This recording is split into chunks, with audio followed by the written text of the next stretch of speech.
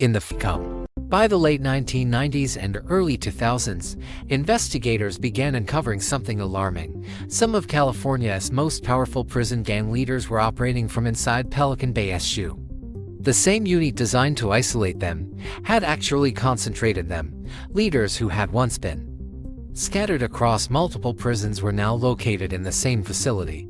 And despite the strict conditions, they were still communicating, still influencing gang operations, and sometimes still ordering violence outside prison walls. Authorities believed coded messages were being sent through letters, visitors, and even through other inmates transferring between prisons. It was a reminder that even the most secure prisons in the world are still run by human systems, and human systems can be manipulated. But what happened next would bring Pelican Bay into the national spotlight. Not because of gang activity, but because of something much quieter. Something far more shocking. The prisoners themselves were about to start a protest that would shake the entire U.S. prison system. In 2011, something unprecedented happened inside Pelican Bay. Hundreds of inmates stopped eating. At first, prison officials assumed it was a small protest. But within days, the numbers kept growing. Eventually, more than 6,000 prisoners across California joined the hunger strike. It became one of the largest prison protests in American history.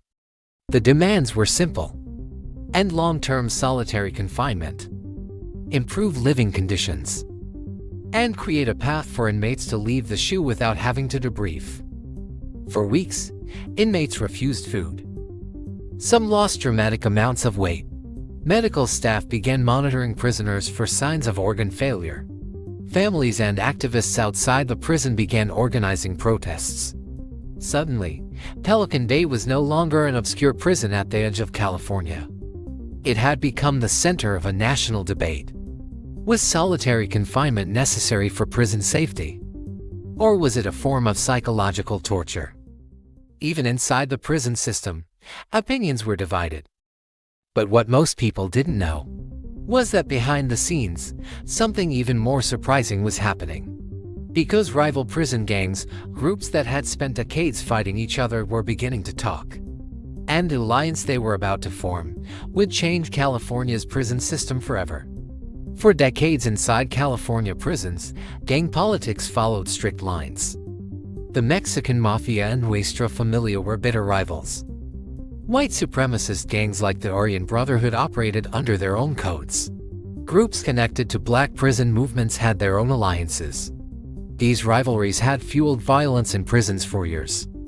And prison officials often relied on those divisions to keep gangs from organizing together. But Pelican Bay SHU had changed something. When gang leaders were placed into long-term isolation, something unexpected happened. For the first time, some of the most powerful figures from rival organizations were living within the same unit, separated by walls, but still close enough to communicate. At first, communication happened quietly. Messages passed through coded letters. Notes slipped through legal paperwork. Sometimes through the ventilation system. Small conversations at first, then longer discussions. Because despite their differences, these men had something in common.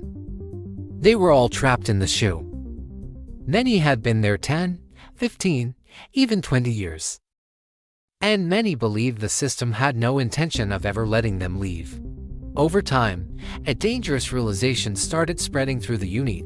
As long as gangs remained divided, nothing would change, but if they worked together, they might actually have power. Somewhere inside Pelican Bay's concrete maze, a historic conversation began. It wasn't a formal meeting, it couldn't be, but through a network of messages moving from cell to cell, an idea started forming: a truce. Not just inside Pelican Bay, but across California's prison system. The proposal was simple, but radical. Stop the internal prison gang wars. Stop the attacks between rival groups. And unite around a single goal of ending indefinite solitary confinement. For men who had spent decades in gang conflict, the idea seemed almost impossible. But the longer they sat in isolation, the more sense it began to make. because solitary confinement had created a new enemy. Not another gang, but the system itself. Eventually, representatives connected to several major prison groups agreed.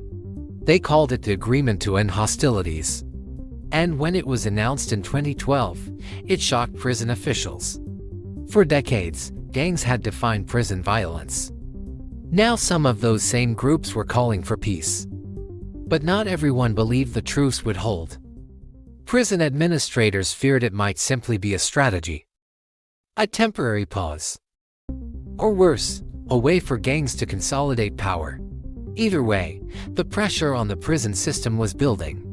Because outside Pelican Bay's walls, the hunger strike movement was growing louder.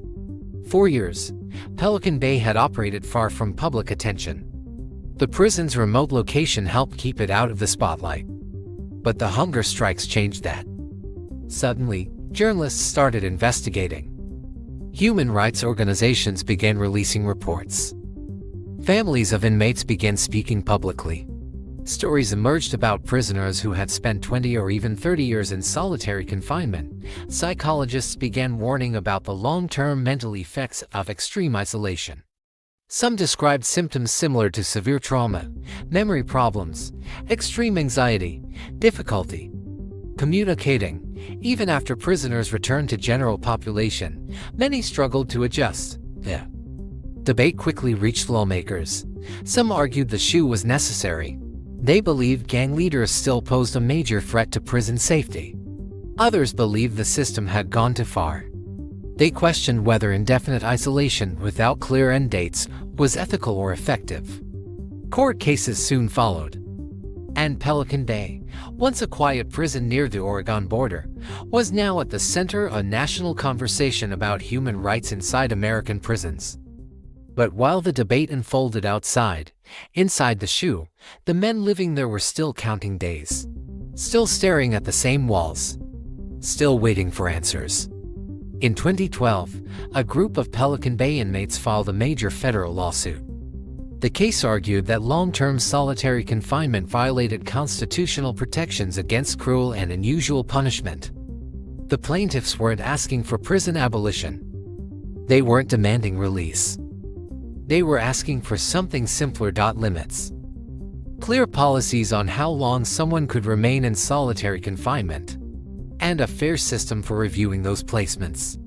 As the case moved through the courts, it revealed something surprising. Thousands of inmates across California had been held in isolation for over a decade. Some had been there even longer. One prisoner had reportedly spent over 40 years in solitary confinement. The numbers shocked many observers, even people familiar with the prison system. Because solitary confinement had originally been designed as a temporary measure, not a permanent one, the lawsuit quickly gained national attention. Former corrections officials testified, psychologists presented research, advocacy groups joined the case. And after years of legal battles, the state of California faced increasing pressure to change its policies. Eventually, a settlement was reached, and the changes that followed would dramatically reshape Pelican Bay's SHU. In 2015, California agreed to major reforms. The system that had kept many inmates in indefinite solitary confinement was dismantled. Thousands of prisoners across the state were reviewed for transfer out of the SHU. Many were moved into general population units. Others were placed into step-down programs designed to gradually transition inmates back into normal prison environments. For some men, it was the first time in decades they had regular contact with other people. The transition wasn't always easy. Imagine spending 20 years speaking mostly through a metal door, and suddenly being placed around dozens of other inmates. The noise alone could feel overwhelming.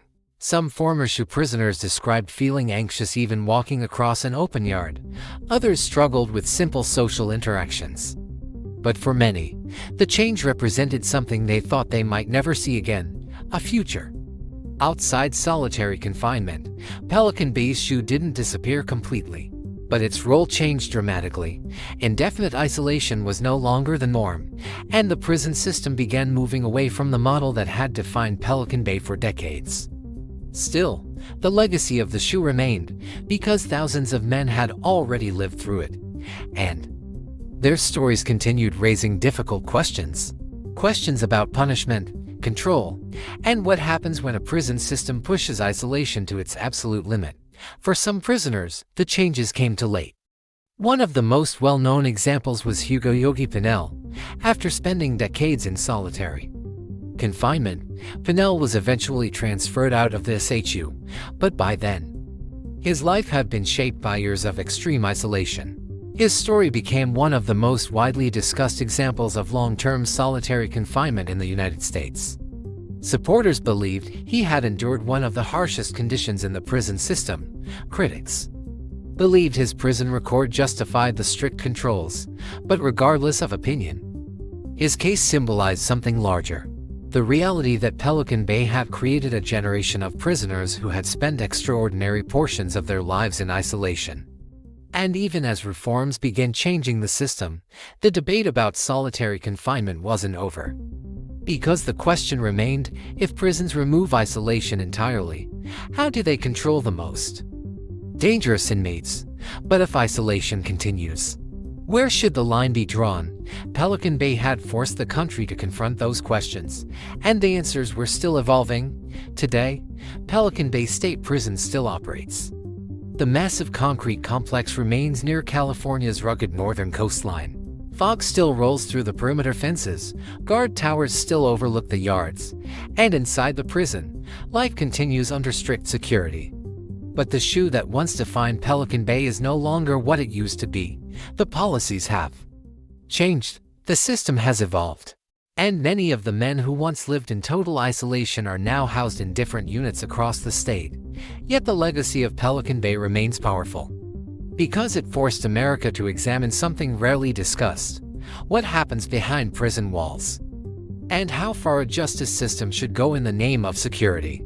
If you stand outside Pelican Bay today, the prison looks almost quiet, just concrete buildings surrounded by forests and ocean fog.